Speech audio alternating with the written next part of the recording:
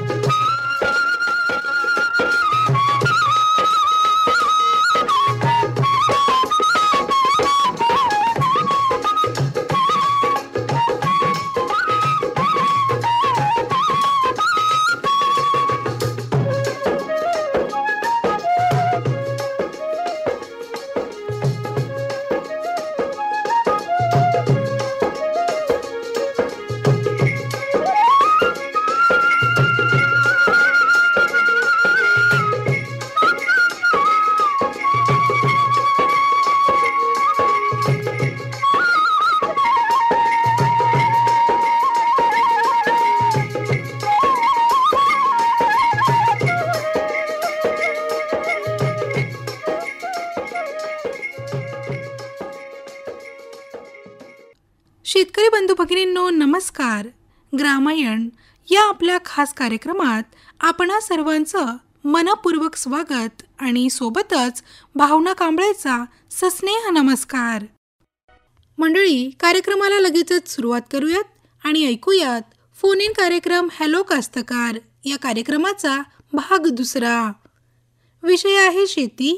कार्यक्रमामध्ये सहभागी तज्ज्ञ आहेत डॉक्टर श्रीकांत अमरशेट्टीवार, सहयोगी संशोधन संचालक, विभागीय कृषी संशोधन केंद्र यवतमाळ, आणि रुपेश राऊत, सहाय्यक प्राध्यापक, कृषी संशोधन केंद्र यवतमाळ.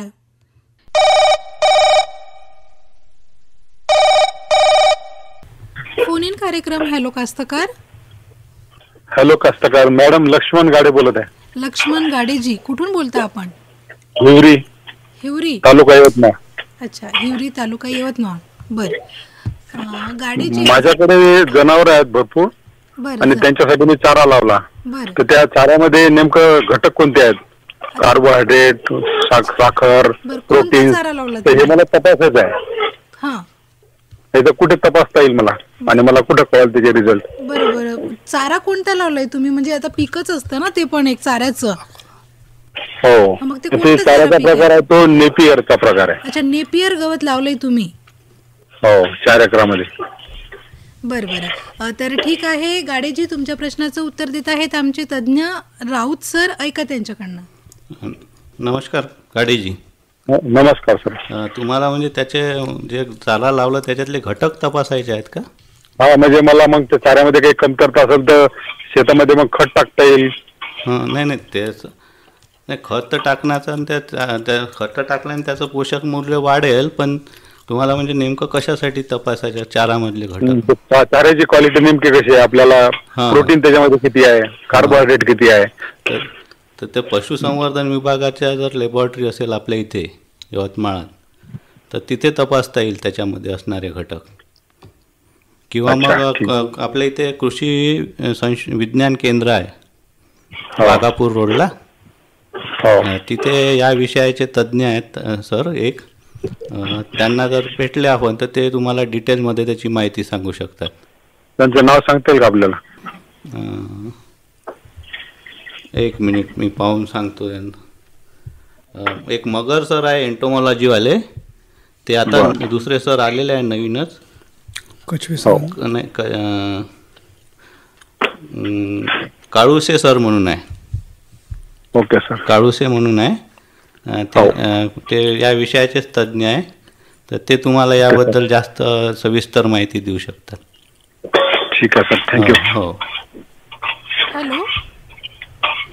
झालं मॅडम, समाधान. बरं गाडेजी, फोन केल्याबद्दल धन्यवाद.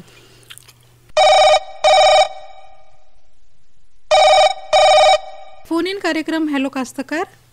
हॅलो कास्तकार. हॅलो कास्तकार, बोला. काय नाव आपलं? हॅलो कास्तकार, काय नाव आपलं? माझं सुखदेव बाळासकर, रघुनाथपूर, राहणार तालुका तिसा, जिल्हा अमरावती. रघुनाथपूर. काय आडनाव काय म्हटलं? माझं शेतकरी अजूनही बोला आहे. बरं. तर हरभरा किती तारखेपर्यंत पेरता येईल? हरभरा किती तारखेपर्यंत पेरता येईल? हा. बरं. आणखी? अजूनही शेत ओला आहे, अजूनही ओला. बरं. ठीक आहे, तुमच्या प्रश्नांची उत्तरं देत आहेत आमचे तज्ज्ञ. बरोबर. डॉक्टर अमर शेट्टीवार सर, ऐका त्यांच्याकडनं. हा नमस्कार बायस्कर साहेब. माझ्या शेतकरी अजूनही साहेब बोलत आहे, ओला कास्तकारी करताना येऊन राहिलं. तर तुम्हाला जास्तीत जास्त या नोव्हेंबरच्या आपण दुसऱ्या आठवड्यापर्यंत म्हणतो आहे, परंतु थोडासा मागं पुढे जर 8 दिवसात जर होत असेल तर तुम्ही पेरू शकता. थोडंसं पेरणी थोडी दाट करावं लागेल तुम्हाला. बरोबर. तर त्याचा खोल नांगरटी करायला पाहिजे आणि खोल नांगरटी ओला असल्यामुळे खोल होत नाही साहेब. अच्छा. ओला सध्या ओलाच आहे शेत, आधी 8 दिवस ओलाच राहते. अजून 8 दिवस वेळ लागेल का तुम्हाला? व्हीपास केली, व्हीपास लागून नाही राहिली, ओलाच असल्या बोलत आहे. अच्छा. म्हणजे पान बसन शेत आहे, पान बसनचं शेत आहे, पान बसनाचं पाणी वाहते आतापर्यंत. मग पाण्याचा योग्य निचरा करण्याच्या पद्धती अवलंबायला पाहिजे होती तुम्हाला. शेताच्या बाजूने चर जर काढून ठेवले तर अतिरिक्त पाण्याचा निचरा होत असतो. तर त्याची उपाययोजना तुम्ही आता पुढच्या हंगामासाठीच्या वेळी तुम्ही काय कराल की तुमच्या शेताच्या बाजूने चर काढून टाकाल. आणि खूप मोठा जर क्षेत्र असेल तर तुम्हाला मध्यंतरीतून जिथं तुम्हाला जास्त पाणी साचून राहील त्या ठिकाणून सुद्धा चर काढून तुम्हाला योग्य निचरा करता येऊ शकतो. 4 एकर आहे ना. तर ज्या ठिकाणी उतार असेल त्या ठिकाणून तुम्हाला ते चर काढून तुम्हाला पाणी बाहेर काढता येऊ शकते. हंगामासाठी तुम्हाला मात्र याची तयारी पूर्व करावी लागते तुम्हाला. त्यासाठी तुम्ही तालुक्याचे जे तालुका कृषी अधिकारी कार्यालय असेल किंवा ते मंडळ अधिकारी असतील त्यांच्याशी एकदा संपर्क साधा आणि जास्त पाणी साचून राहत असेल जमिनीमध्ये तर त्याला योग्य व्यवस्थापन करणं पहिले गरजेचं आहे. ते करून घ्या म्हणजे पुढच्या वर्षी असा त्रास होणार नाही. हॅलो.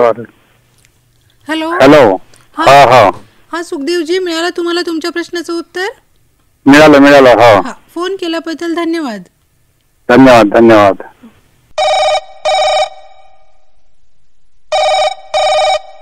शेतकरी बंधू भगिनींनो, आताच आपण फोन इन कार्यक्रम हॅलो कास्तकारचा भाग 2 ऐकलात. विषय होता शेती. कार्यक्रमामध्ये सहभागी तज्ज्ञ होते डॉक्टर श्रीकांत अमर शेट्टीवार, सहयोगी संशोधन संचालक, विभागीय कृषी संशोधन केंद्र यवतमाळ, आणि रुपेश राऊत, सहाय्यक प्राध्यापक, कृषी संशोधन केंद्र यवतमाळ. कार्यक्रमाला निवेदन आणि निर्मिती सहाय्य लाभलं होतं भावना कांबळे यांचं. मंडळी, कार्यक्रमात यानंतर आपण ऐकूयात कापूस पिकातील गुलाबी बोंडअळीचे व्यवस्थापन याविषयी डॉक्टर श्रीकांत अमर शेट्टीवार, सहयोगी संशोधन संचालक, विभागीय कृषी संशोधन केंद्र यवतमाळ यांची मुलाखत. शेतकरी बंधू भगिनींनो नमस्कार. शेतकरी बंधू भगिनींनो, आज आपण कापूस पिकातील गुलाबी बोंडअळीचे व्यवस्थापन याविषयी डॉक्टर श्रीकांत अमर शेट्टीवार, सहयोगी संशोधन संचालक, विभागीय कृषी संशोधन केंद्र यवतमाळ यांच्याशी बातचीत करणार आहोत. आणि मंडळी, आपण त्यांच्याचकडनं जाणून घेऊयात की कापूस पिकामध्ये जी गुलाबी बोंडअळी असते तिचे व्यवस्थापन कशा प्रकारे करायचं याविषयी. तर सुरुवातीला अमर शेट्टीवार सर, कार्यक्रमात आपलं मनपूर्वक स्वागत. नमस्कार सर. मला सांगा की गुलाबी बोंडअळीच्या व्यवस्थापनामध्ये सर्वात महत्त्वाची गोष्ट काय सांगता येईल? सर्वप्रथम शेतकरी बंधूंनो माझा नमस्कार. गुलाबी बोंडअळी हे आपल्या विदर्भातील सर्व शेतकऱ्यांचा एक गंभीर प्रश्न आहे आणि तो सोडवण्यासाठी शेतकऱ्यांनी अतिशय काळजीपूर्वक, आता कारण डिसेंबर महिना लागत आहे आणि डिसेंबरपर्यंतच आपण हे पराठी किंवा आपण जे बोंड म्हणतो आहे ती पराठीची विल्हेवाट लावायची आहे. म्हणजे आपण कोणत्याही परिस्थितीमध्ये डिसेंबरपर्यंत हा हंगाम संपवायला पाहिजे आणि संपवल्यानंतर त्या सेंद्रिय खतासाठी त्या पराठ्यांची विल्हेवाट लावायला हरकत नाही. त्यासाठी आपण शक्यतो आपल्याला कार्बन जर आपल्या शेतीचं कर्ब जर प्रमाण वाढवायचं असेल तर त्यासाठी अतिशय उपयुक्त असे एक नवीन पद्धत आली आहे. त्याच्यामुळे आपण जमिनीचा सेंद्रिय कर्ब वाढवू शकतो आणि त्यासाठी विशिष्ट खड्डा तयार करून त्यामध्ये अर्धवट जाळलेलं पराठी जी आहे आपण ते त्याच्यामध्ये पुरवायची असते आणि त्याद्वारे सुद्धा आपण त्याची योग्य विल्हेवाट लावू शकतो आणि तो पुढच्या वर्षी खत म्हणून त्याला आपण उपयोगात आणू शकतो.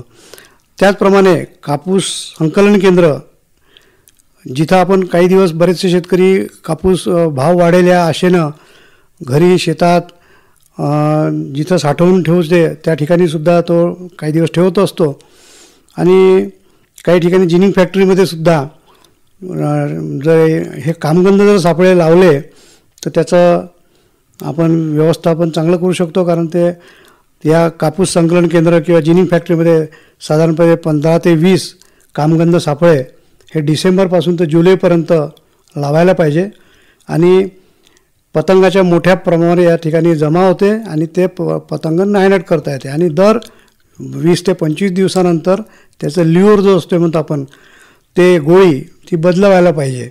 तर अशा पद्धतीनं करता येऊ शकते. हंगाम संपल्याबरोबर लगेच जमिनीची खोल नांगरटी करावी म्हणजे जे काही पतंग जे जमिनीमध्ये त्याचे कोश असतील ते कोश उन्हाने किंवा पक्ष्यांच्या वेचून भक्ष्य ठरू शकतात आणि त्यामुळे ते नष्ट होऊ शकते. त्यानंतर पूर्व मान्सून पेरणी शक्यतो शेतकऱ्यांनी टाळायला पाहिजे आणि हंगामात वेळेवर म्हणजे आपण त्याला म्हणतो जून किंवा जुलैच्या पहिल्या आठवड्यापर्यंत त्याची कपाशीची पेरणी करायला पाहिजे आणि पानावर लव असलेल्या मध्यम किंवा लवकर कालावधीच्या बीटी कपाशीचे वाणाची निवड करायला पाहिजे आणि त्यासोबतच जर बिगर बीटी आपण ज्याला म्हणतो त्या बीटी कपाशीची लागवड करायला पाहिजे. कोरडवाहू बीटी कपाशीची पेरणी चौफुलीवर करायला पाहिजे आणि नत्रयुक्त खताचा संतुलित वापरसुद्धा करायला पाहिजे. आता मुख्य मुद्दा आहे की आपण कपाशीला जे बोंडअळीचं नियंत्रण करतो ते आपण जर जैविक पद्धतीनं जर नियंत्रण करायचं असेल तर सुरुवातीलाच्या अवस्थेमध्ये जेव्हा आपण 40-45 दिवसाचं जेव्हा पीक असते त्या कालावधीमध्ये आपण जर फेरोमोन ट्रॅप लावून आपण जर अंदाज घेतला तर त्यावरून आपल्याला लक्षात येतो आहे ते कामगंध सापळे ज्याला म्हणतो आपण तसे एकरी 2 फेरोमोन सापळे जर लावले आपण कामगंध सापळे तर त्याच्यावरून आपल्याला त्या ठिकाणी ते किती पतंग जमा होत आहेत तर त्यावरून आपल्याला अंदाज येता येऊ शकते आणि तर त्या कामगंध सापळ्यामध्ये 7-8 दिवसा सकाळी जर आपण निरीक्षण केलं तर त्यामध्ये जर दर दिवशी 24 तासामध्ये जर 8 ते 10 पतंग जर त्या कामगंध सापळ्यात पडत असेल तर त्याची आपण निर्देशांक पातळी ओलांडली आहे तर ती म्हणजे आपण ETL ज्याला म्हणतो म्हणजे आर्थिक नुकसानीची पातळी जर ओलांडली असेल तर अशावेळी आपण त्याचा रासायनिक नियंत्रणासाठी आपण मिळू शकतो. पण आपल्याला तत्पूर्वी जर आपण ट्रायकोकार्ड जर लावायचं असेल तर ते पात्या आल्यानंतरच्या काळामध्ये 7-8 वेळा जर आपण दर 8 ते 10 दिवसांनी जर लावलं तर एकरी 3 कार्ड आणि एका कार्डामध्ये जवळजवळ 20 कापं तयार केल्या जातात आणि त्या प्रत्येक कापामध्ये 1000 अंडी असतात. ही अंडी ही कशाची असते तर एक गांधील माशीचा छोटा प्रकार असतो ती ह्या गुलाबी बोंडअळीचे अंडी खात असतात आणि एक मादी जवळजवळ 150 ते 200 अंडी देत असते पुंजक्याच्या मध्ये. तर ही जी ट्रायकोकार्ड जे लावतो आपण त्याच्यामध्ये एका अंडीमधून जी काही त्याची माशी निघते ती गांधील माशीसारखा जो प्रकार असते तो एक पुंजका सहट नष्ट करते. असे दिवसातून ते 7-8 पुंजके खाऊ शकते. ही एवढी ती जास्त खादाड अशी आहे आणि ती नैसर्गिकरित्या गुलाबी बोंडअळीचे कोश नष्ट करण्याचं काम करते आहे म्हणजे अंडीचा पुंजका. तर ही आता शेवटच्या अवस्थेमध्ये असल्यामुळं आपल्याला आता जर शेतकऱ्यांनी लावतो म्हटलं तर या काळामध्ये का 2-3 वेळा लावू शकेल तो आता डिसेंबरमध्ये. तर हे डिसेंबरमध्ये 2-3 जर वेळेस त्यांनी लावलं तर ट्रायकोकार्ड्स दर 8-10 दिवसाच्या अंतराने तरी आपण पुढची जी पिढी येणारी आहे त्याचं आपण व्यवस्थापन करू शकतो. जर सध्याच्या परिस्थितीमध्ये जर काही आता जर तुम्हाला वाटत असेल की बा त्या ठिकाणी गुलाबी बोंडअळी असेल तर आता रासायनिक कीटकनाशकाचा आपण वापर करू शकतो.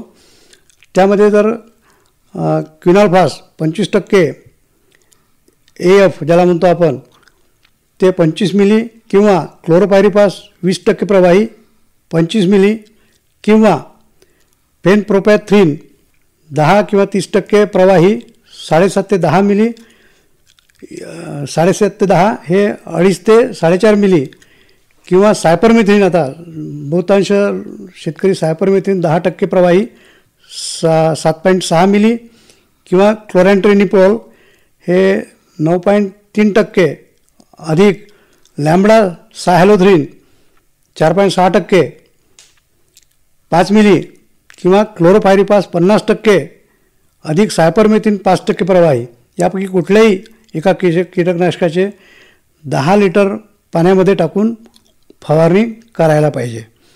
आणि अशी फवारणी परत 10-12 दिवसानंतर परत एकदा फवारणी करण्याची डॉक्टर पंजाबराव देशमुख कृषी विद्यापीठाने शिफारस केलेली आहे. पण सर, एखादा शेतकरी आहे त्याला फरतड घ्यायचीच आहे, म्हणजे होतंय काय का दिवाळीनंतर कापसाला प्रॉपर म्हणजे कापसाला म्हणजे बोंड लागायला सुरुवात झालेली होती, म्हणजे तेव्हा कापूस फुटणं सुरू झालेला. मग दिवाळीनंतर म्हटलं तर खूप 2 महिने राहतात शेतकऱ्यांकडे.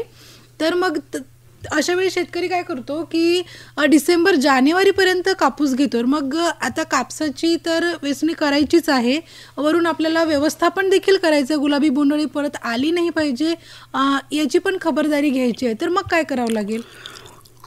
शेतकरी बंधूंना विद्यापीठ असो कुठल्याही शास्त्रज्ञ संबंधीतील संशोधन निष्कर्ष सांगताय का आपण जास्तीत जास्त डिसेंबर, पण यावर्षी पावसाळा थोडंसं लांबल्यामुळं 15 दिवस पुढे जायला काही हरकत नाही.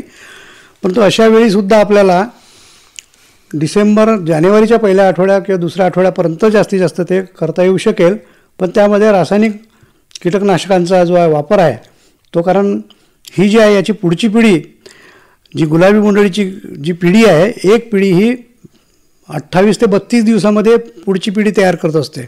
आपण जर त्या पिढीचं नियंत्रण करायचं असेल आपल्याला, तर कोणत्याही परिस्थितीमध्ये आपण या कीटकनाशकांचा मग वापर करावा लागते. त्यासाठी मी माझी सांगितल्याप्रमाणे क्लोरॅन्ट्रेनिप्रॉल अधिक लॅम्बडा सायहॅलोथ्रिन किंवा मग क्लोरोपायरिपास 50% अधिक सायपरमेथ्रिन 5% हे दोन्ही 10 मिली 10 लिटर पाण्यामध्ये टाकून परत एकदा फवारणी करायला हरकत नाही. पण कोणत्याही परिस्थितीमध्ये या गुलाबी बोंडअळीचा प्रादुर्भाव पुढच्या वर्षीच्या पुढच्या पिढीमध्ये येणार नाही किंवा पुढच्या वर्षीच्या हंगामात जर आपण जानेवारी-फरवरीमध्ये केलं म्हटलं तर कमीत कमी 2 पिढ्या त्या गुलाबी बोंडअळीच्या तयार होतात आणि ते त्याच्या पुढच्या हंगामासाठी आपल्याला नुकसानदायक ठरू शकते.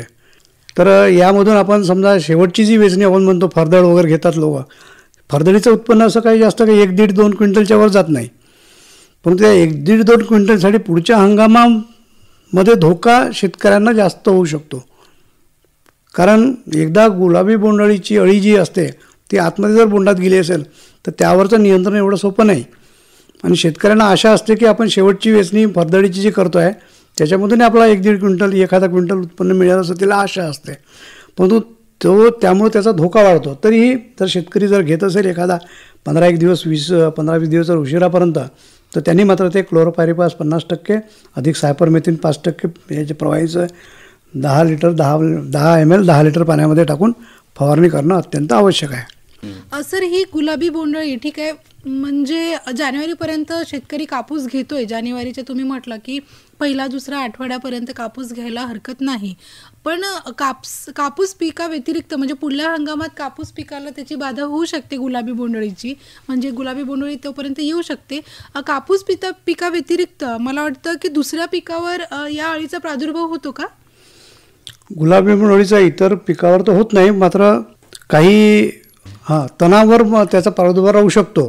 तर त्याचा जीवनक्रम पुढचा तो दुसऱ्या तणावर तो सुद्धा चालवू शकतो आणि त्याच्यामुळे त्याची पुढची पिढी त्या तण जे धुऱ्यावर वगैरे जे तण असतात त्याच्यावर त्यांची पुढची पिढी राहू शकते किंवा कोशावस्थेमध्ये सुद्धा जाऊ शकते आणि ते मातीच्या जमिनीच्या भेगामध्ये सुद्धा ती राहू शकते. अच्छा, मग जमिनीचं व्यवस्थापन म्हणजे कापूस निघाल्यानंतर काय व्यवस्थापन करावं लागेल? त्यासाठीच आपण म्हणतो हंगाम संपल्याबरोबर आपण जमिनीची खोल नांगरणी करायला पाहिजे. म्हणजे पतंग जे जमिनीतले जे कोश असते ते उन्हाने किंवा मग पक्ष्याने ते त्याचे भक्ष्य ठरू शकते पक्ष्यांचे आणि ते आपण नष्ट होऊ शकते, म्हणून खोल नांगरटी करणे आवश्यक असते. जमिनीच्या भेगामध्ये सुद्धा हे कोश राहू शकतात.